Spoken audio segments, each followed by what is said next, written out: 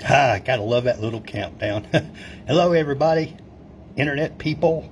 This is Mike from Mike's Magic Auto Detailing and Paint Enhancement on a mighty fine day here in Sharpsburg, Georgia. Hey, check me out on Facebook and YouTube. Oh, you're on Facebook, I think. This will be on YouTube later. Don't forget to hit that subscribe button. Hey, Mr. Gene Prince, how you doing, brother? Long time no see, Mr. Gene. Oh boy, oh boy, oh boy. Here we go, and once again, Mike is sitting in front of his laptop. I just wanted to show you guys a couple of quick photos that I had taken on previous occasion on this 2011 Porsche Boxster, I think it's called.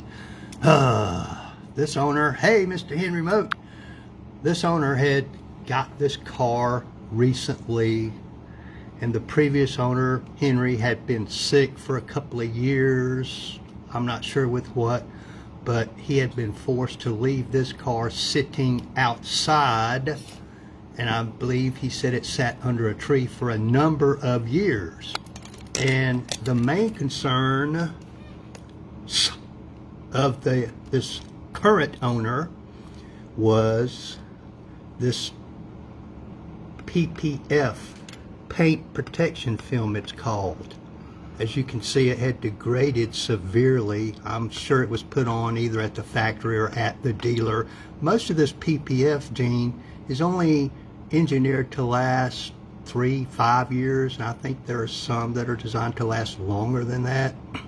As you can see, this one had gone way past its life cycle. There was paint perfection, PPF as we call it here, all over this entire front end, all the way down and up under there. And it came back, it was on the headlights, on these running lights, driving lights, whatever you call them. It was on the rear view mirrors. Let's see. Oh man, oh man. And you can't see it in this photograph, but there was some here, which went all the way up to here. Of course, the paint underneath there was in pretty good shape, but he wanted this removed. Oh boy. The last person that brought me one of these, Gene, I turned him down. I was like, no, I ain't doing it. But this is kind of sort of a friend of mine, so I decided to go ahead and give it a shot. As you can see, here's a close up of that PPF. It is done. It is done. Oh man. But you know what? It did its job, as you'll see here shortly. I mean, the PPF itself is hammered, and there was some damage under the PPF, which it was covering up pretty well. PPF is good stuff, but it's not going to protect you from everything. And you can see over here where it even went down. It's on the headlights, but it even went down behind the headlights. I've never seen so much PPF on one car. You can see the PPF on the headlights here. Very badly degraded. But as you'll see later, it did its job, but it is a booger bear to get off, I'm here to tell you. And you can see the line right there where the PPF ends there. Man. There it is on the rear view mirror, covering the entire, almost the entire rear view mirror, all the way down up under there, folks. Golly. It's what long drawn out process.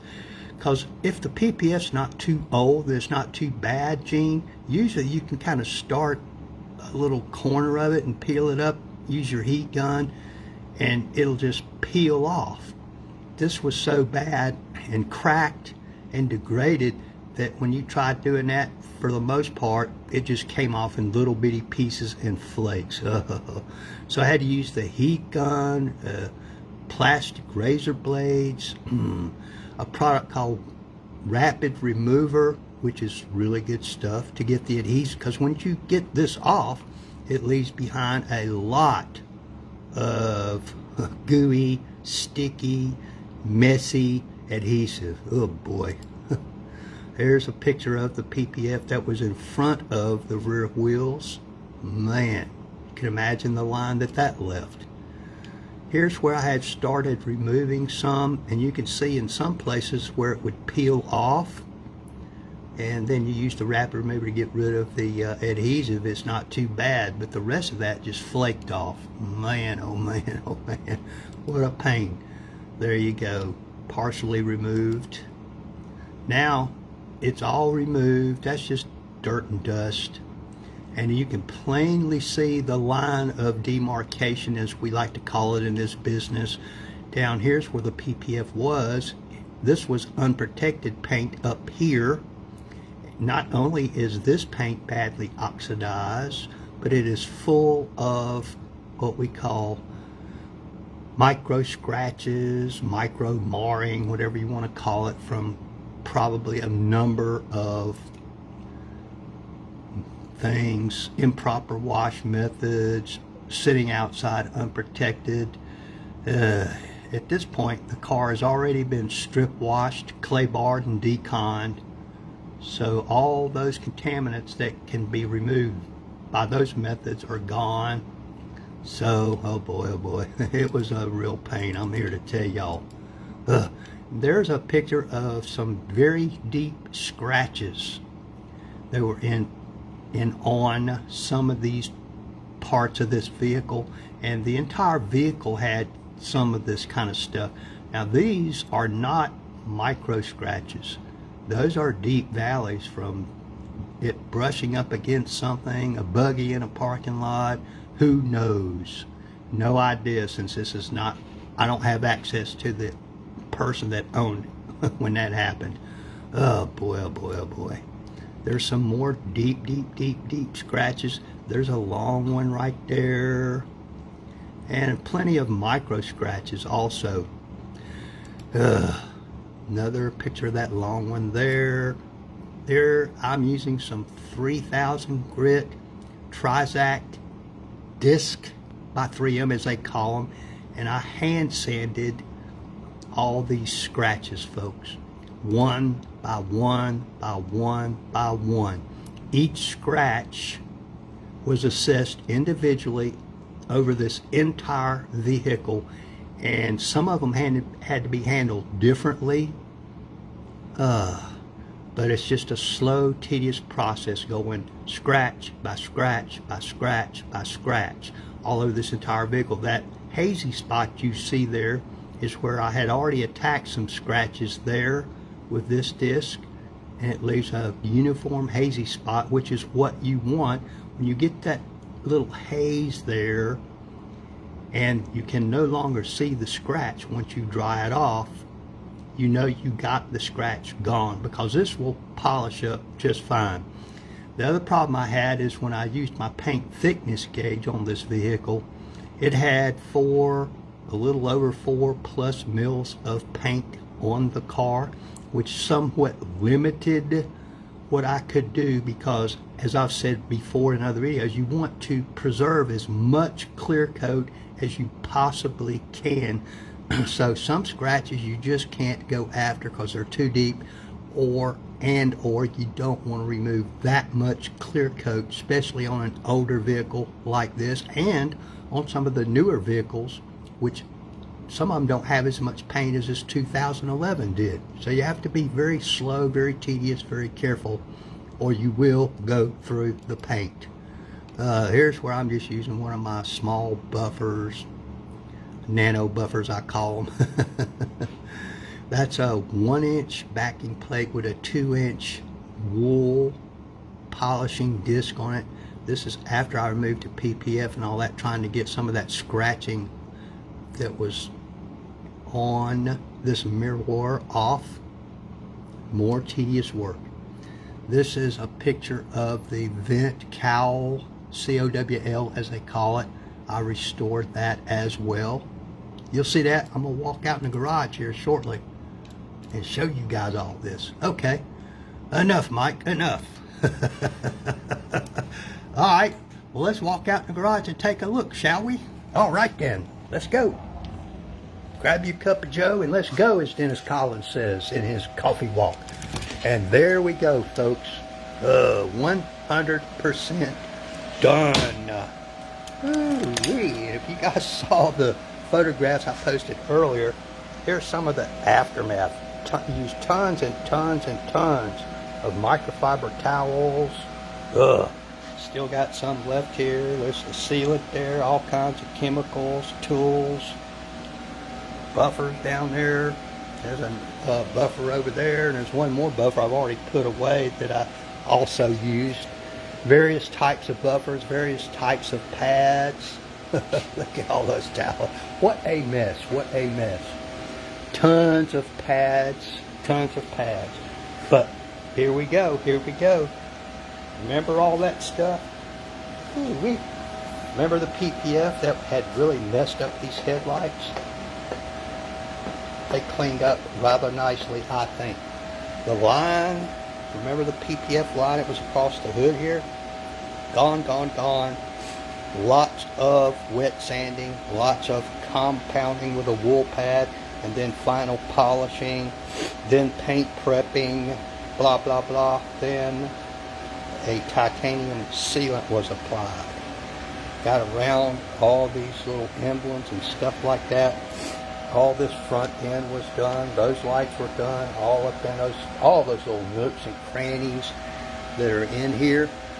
Look at all that, would you? I just finished up the wheels and tires. The tires were given a high quality pro level coating. The wheels were also treated with sealant. Man, oh man, oh man. Remember these rear view mirrors? They turned out nicely. That's a rock chip, nothing I can do about that. Refurbished this stuff. Remember our vent cowl? It was almost white. It was cleaned thoroughly, thoroughly, thoroughly with a high alkaline cleaner, scrubbed with a brush, and then later on I prepped it with isopropyl alcohol and then coated it with a trim restore from GPC. It says pro only.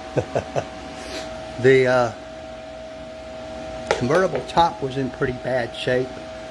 I bet I scrubbed that thing 4 or 5 times trying to get it as clean as possible, but there's only so much I could do. And then when I finally got done, I used compressed air to blow some of the dirt out with that vortex tool, blah blah blah, and wiped it clean again with a product called Fire Ice, which neutralizes any soap residue that might have been left behind. Because if you don't do that, the first time it gets wet and dries again, stuff will weep out of the fabric back to the surface, and the stains you thought you got will come back.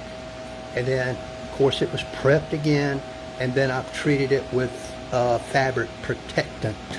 So hopefully, as good as it is now, it will stay that good for a while. Yeah, yeah. Got my little buffer out, got up under all the door handles, got up all in those vents. I guess they're supposed to be brake cooling vents. I don't know. I'm not that big of a... Got that little flare wheel tire protector down there. Got that done. Cleaned up this glass. All around here, all this was done. Spiffed up the tail lights even. Brought those back. Oh, I haven't put the license plate back on it yet, Henry. Got the exhaust tips. They turned out pretty nice. This was a huge pain. I would like for it to have come out better, but the only way to get this better, this was so degraded, this badge here, that if you even touched it, hey Kelly, it just started, stuff started flaking off of it. So I would suggest replacing this, and then once you take that off, then you could buff everything around it, under it really good, and then put a new one on there. I don't know how much that would cost. I mean, I'd be glad to do the work. The other problem I had is this car, when he brought it over here, guys, was full of ants. And I've tried to get them all. I'm going to suggest to the customer that he go get him a little tube of ant gel bait and put it inside. And it's that time of year where the ants and the termites, they're trying to find new new colonies. They're splitting off. See there, that's not a termite, that's a winged ant crawling down for there, probably from inside that vehicle somewhere. Now I've gotten them and gotten them and gotten them. That vinyl doodad under there, whatever that is, got that done. Woo-wee. All those scratches are, not all of them, I'd say 98% are gone. And when I do a scratch, it's gone for good. Remember, those photos I showed you of all those bad scratches were in this area right here. I was able to remove most of that successfully. They are no longer visible. No longer visible. Getting dusty sitting out here. But I'm telling you what, this shine and gloss is insane. It is crazy on a car that was in as bad a shape as this one was when it got here. Man. But what gives you this level of gloss and shine and gives it that depth is a combination of things, folks, but the most important is the way light works and reflects back to your eye. The flatter the paint, the shinier the gloss and shine is going to be when you put your wax, sealant, coatings on it, whatever it is you choose to protect the paint. This is an 8-month to a year sealant, and I will give him a sample bottle of this so that whenever he washes it, or if he brings it to me for maintenance washes it can be renewed, and the level protection just keeps going,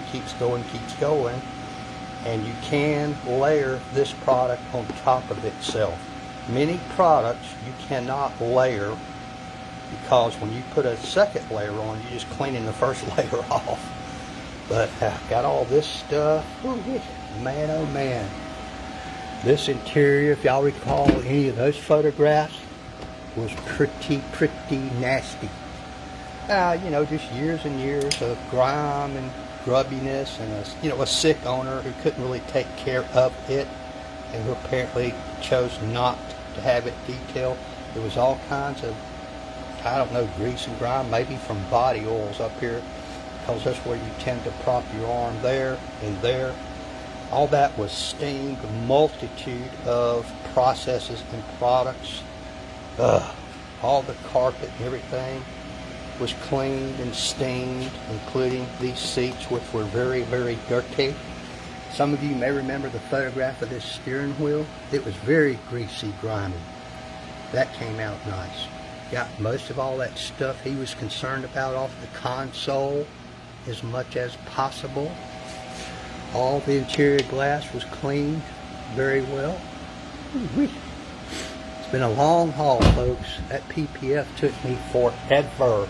I never anticipated it taking me that long because, like I said, usually when it's that old and they bring them to me, I just turn them down. I've turned away several.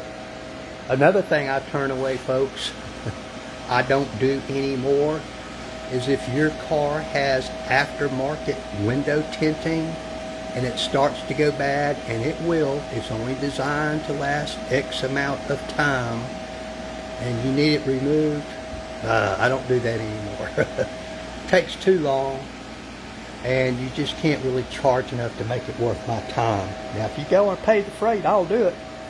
So I would suggest, if you're going to keep your car for a very extended period of time, and it's going to have to sit outside a lot, I would not tint the windows. I just would. That's just me, because I know it's only going to last X amount of time before it has to be removed. Whew.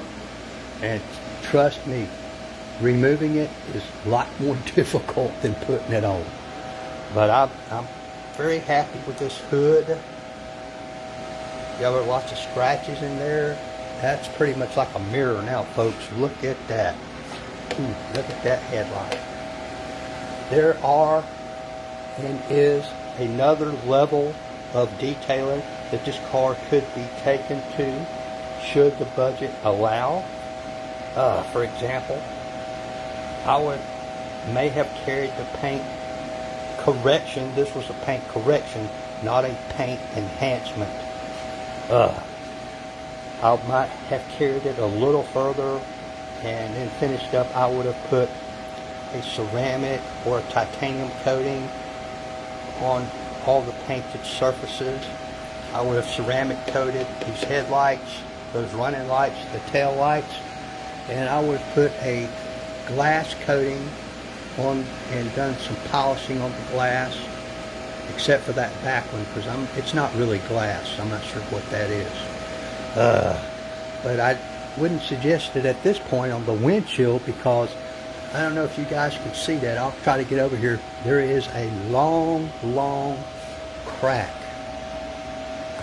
in this windshield. I can't get the light to pick it up, but it runs from there all the way over to there. I don't know if y'all can see that. I got it pretty clean, but anyway, so this windshield is going, in my opinion, to have to be replaced very soon.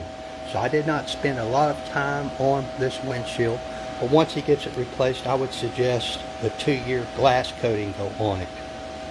I've got it on my car and I love it. Of course, I could do this window. If you wanted to, you could do these mirrors. All this glass was clay barred as well, which, yes, you can clay bar tempered glass, and I would suggest you do so. It will remove contaminants from the surface of the glass that cannot be removed any other way. Not practically. And then you can also polish this glass. Now you can buy dedicated glass polishing pads and dedicated glass polishing products, which I have, which work faster, better, and more efficiently. But you can use pretty much any wax, or you can use a compound on this tempered glass. Don't be polishing on these because they're not tempered. Check and make sure the glass is tempered before you start doing a whole lot to it. Oh boy, oh boy, oh boy. But, you know, we could go back and restore all this trim, which was lightly polished and done, but not an in-depth treatment on this go-around. Well, folks, this to me looks like a totally different vehicle than the one he pulled in my driveway. There's that winged ant again, that little bastard. Yeah, that's an ant, not a termite. Little fucker. Get off of this car. Anytime I start messing with it, they start coming out. When I was buffing, of course, it was vibrating the car, and I guess it disturbed them, and they would start coming out. As long as it just sits here, nobody's bothering it, they pretty much stay at bay. I'm not sure where their colony is, but I would, if it was my car, I'd dot some ant gel bait different places around the interior, wherever I could get to, and give it a week or so, and then come back and vacuum up all the dead ants, and that would probably be the end of them. I got as many of them as I could, but I don't have any gel bait, and it's a little pricey. It's not terrible. You know, the stuff you buy at Home Depot and all that, grocery store, it's pretty good stuff. It's alright, but it will work, trust me. Alright folks, I do appreciate everybody. Like, tag, share, follow, comment, give me a thumbs up, give me a thumbs down. Well, I'm still waiting on that 76 Trans Am 455 HD to get here.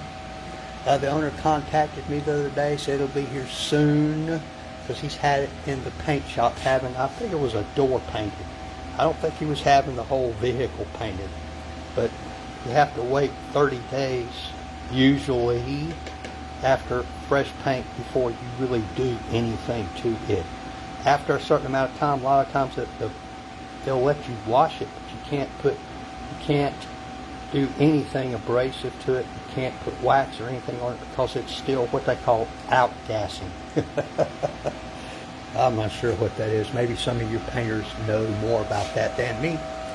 But I am extremely pleased with this car. It's been a long haul. Well over a week. All day, every day. Some 10, 11-hour days. But you know what? To go to this level, that's what it takes. Be patient, patient, patient. Do not get in a hurry. These kind of results, there is no rushing it. No rushing it. You start rushing, that's when you get yourself in problems. Now, you could have taken this car, minus the PPF and all that, and done a strip wash, a clay bar, a decon, and what we call a one-step polish. You know what? And it would have turned out much, much better than what it was. But it would not have come to this level doing that. This is a totally different story right here than your typical detail or paint enhancement, as I call it. This was a deep paint correction. Big, big difference with damp sanding, wet sanding, compounding, polishing, sometimes with several different grades of compound, different types of patch, blah, blah, blah, blah, blah, blah. But anyway, I appreciate y'all. Thanks for dropping by. Y'all have a great day. Man, it's beautiful weather out there. I appreciate y'all. Thank you so much. Bye now.